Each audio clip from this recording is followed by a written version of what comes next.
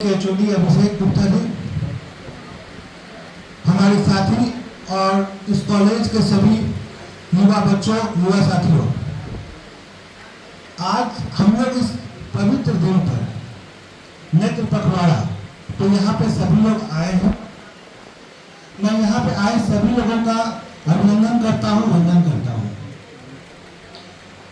भगवान ने जो हमें कुछ चीजें दी हैं जो शानदार है, उनमें से एक है हमारी देखने की क्षमता, हमारी दृष्टि, जिससे हम अपने परिवार के लोगों को, अपने माता को, पिता को देख पाते हैं, इस संसार को देख पाते हैं, उसकी खूबसूरती को देख पाते हैं।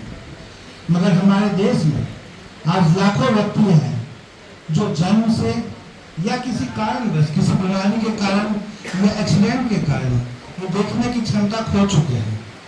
तो हमारा फर्ज बनता है कि हम उनकी ये क्षमता जो खो चुकी है, इसे वापस लाने की कोशिश कर सकें, क्योंकि हमें भगवान ने ऐसा बनाया है कि कोई भी व्यक्ति हो, वो एक व्यक्ति कम से कम 2 लोगों को नेत्रदान कर सकता है।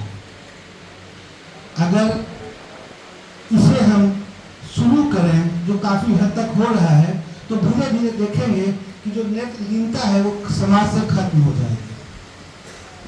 अगर आज आप देखें तो लोग नेत्रदान करने में जो संकोच करते हैं, उन्हें ऐसा लगता है कि नेत्र निकालने का मतलब है कि शायद हमारा पूरे आंख को परिजनों का निकाल लिया जाएगा और मरने के बाद हम किसी व्यक्ति को क्यों कष्ट दें, उसके शरीर को क्यों क्षति करें। जबकि नेत्रदान का मतलब कतई ये नहीं है कि उसका पूरे आंख को निकाला जाता है। इसमें मात्र एक कॉर्निया होता है जिसे निकाला जाता है, और कॉर्निया निकालने के बाद उसके शरीर में किसी भी तरह की कोई ऐसी क्षति नहीं होती है जो देखने से हमें खराब हो जाए। हम उस व्यक्ति की अच्छे तरीके से अंतिम विदाई कर सकते हैं अगर हम नेत्रदान करते हैं उसके बाद ही, क्योंकि नेत्रदान में कॉर्निया निकाला जाता है, उससे उसके फेस पे किसी भी तरह की विकृति नहीं आती है।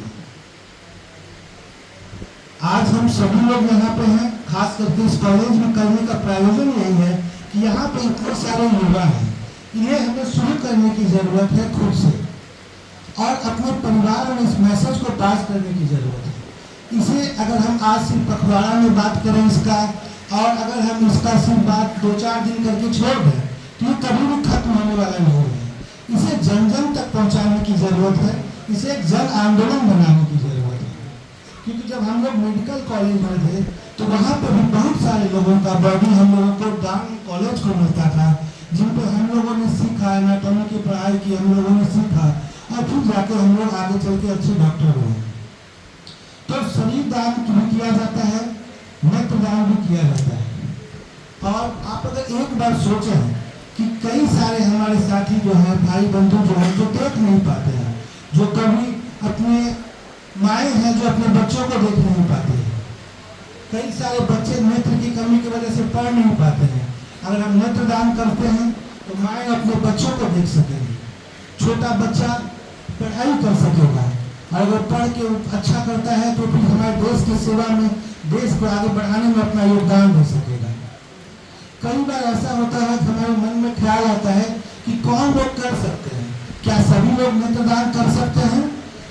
अधिकांश लोग नेत्रदान कर सकते हैं। अगर किसी को डायबिटीज है वो भी कर सकता है, हाइपरटेंशन है वो भी कर सकता है।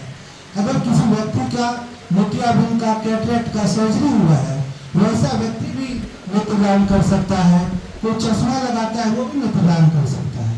इसलिए ऐसा नहीं है, कुछ एग्जाम्पल है, जैसे किसी को हेपेटाइटिस बी है, किसी को HIV है, वैसे व्यक्ति का कॉर्निया नहीं लिया जाता है। इसके अलावा हम अधिकांश लोगों का कॉर्निया ले सकते हैं। इसमें सरकार की भी कुछ यहाँ पर जगह बनती है कि हर डिस्ट्रिक्ट में कम से कम एक आई बैंक होना चाहिए, क्योंकि अगर किसी व्यक्ति की मृत्यु हुई है तो उसकी आई को 6 से 8 घंटे के अंदर निकाल के आई बैंक में स्टोर करने की जरूरत होती है। इसमें तरीका ये होता है, अगर किसी भी व्यक्ति की एक्सीडेंट से या किसी बीमारी से डेथ हुई है तो हम आई बैंक को इंफॉर्म करें। आई बैंक से थोड़ी देर में 1 से 2 घंटे में डॉक्टर या टेक्नीशियन आता है, वो एक माइनर सा प्रोसीजर करके कॉर्निया को निकाल के इसमें बैंक में रखता है, ताकि वो आगे की ओर काम करे।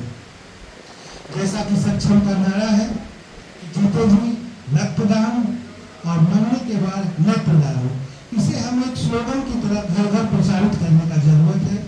अगर हम इसे यहाँ से सीख के अपने परिवार में, अपने आसपास के लोगों में भी अगर हम इसे फैला सकें तो उतना ही समाज के लिए, देश के लिए बेहतर होगा। धन्यवाद।